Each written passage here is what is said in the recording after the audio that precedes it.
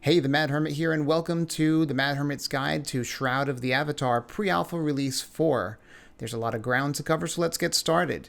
In Pre-Alpha Release 4, one of the new features you'll see is the Overland Map view. The Overland Map view is how you'll be traveling between points going forward. Gone are the days of instantly traveling to your destination. That type of travel is now reserved only for lunar rifts. We are currently traversing the Hidden Vale, which is a tiny little island to the northeast of the island of Novia, which is where the main storyline takes place. A single left mouse click on the Overland Map moves you to the corresponding hex. Double-clicking on a hex will actually take you into that hex.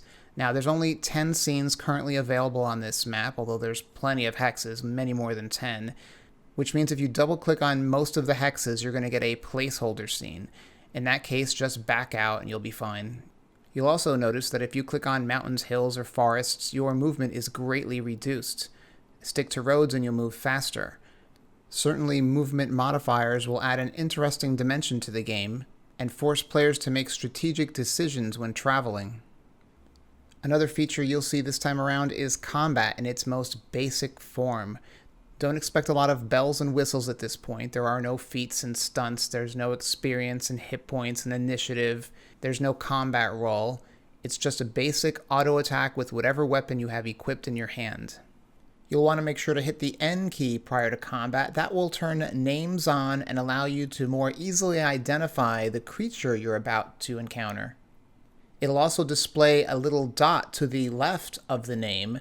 This dot turns green, yellow, orange, and then red, indicating the general health of your opponent. Monsters will also occasionally drop loot, so double-click their corpses to see what, if anything, they have on them. Another thing to keep in mind is that the monsters you encounter are not necessarily a pushover, and if you don't have armor, as I don't here, they will make quick work of you. No worries if you see that your health status is running low. You can outrun them typically. Go to a safe spot and wait it out. It's about 30 or 40 seconds before you get full health again. There are no potions right now, so that's the best you're going to be able to do. Also, traveling in groups and acquiring weapons and armor should be your first order of business before venturing into the unknown parts of the world. A nice place where you can pick up free weapons is in the weapon shop in Owl's Head. This is located in the courtyard in the Noble section. That's the area behind big stone walls. Armor is going to be a little harder to come by. I'll include a link to a previous video I did called the Mad Hermit's Guide to Making Crazy Money. Using the techniques described there, you're going to be able to accumulate some wealth, which will allow you to buy some of the materials you're going to need to craft your own armor. I'll also provide a link to sodawiki.net. This is run by community member Violation. It has a large catalog of recipes and a good visual interface to get you started. One of the new features added to this release is the ability to harvest raw materials.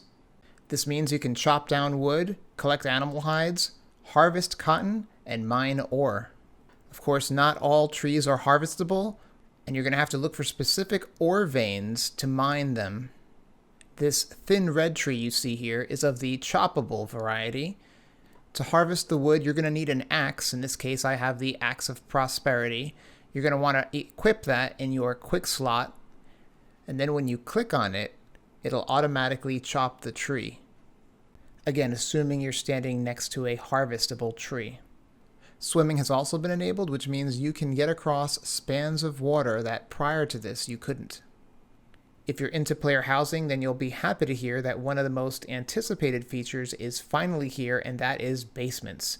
They're not available in homes quite yet, but they are available in NPC-controlled buildings. If you want to take a tour of one for yourself, you can find one here in Kingsport by the docks. You're going to want to find one of these little hatches. Double-clicking it will take you to the basement. While at Kingsport, you're going to want to explore the Baron Frigate, which you see off in the distance there on your left, and the Baron Founder 2 Galleon, which you see on your right. Though you may see several commoners swimming toward the large boats, I urge you to avoid the temptation and do what the nobles do. Double-click on the boat on the right and arrive at the party in fashion and not sopping wet. There are a lot of decks to explore, so I'll leave that up to you, but I will point out that if you double click on the ropes, you can actually climb to the top of the crow's nests and enjoy one of the most stunning views in one of the highest points in all the game. Anyway, that concludes the Mad Hermit's Guide to Pre-Alpha Release 4. I hope you liked this video. If you did, give it a thumbs up. If you have questions or comments, leave them below, and I'll see you online.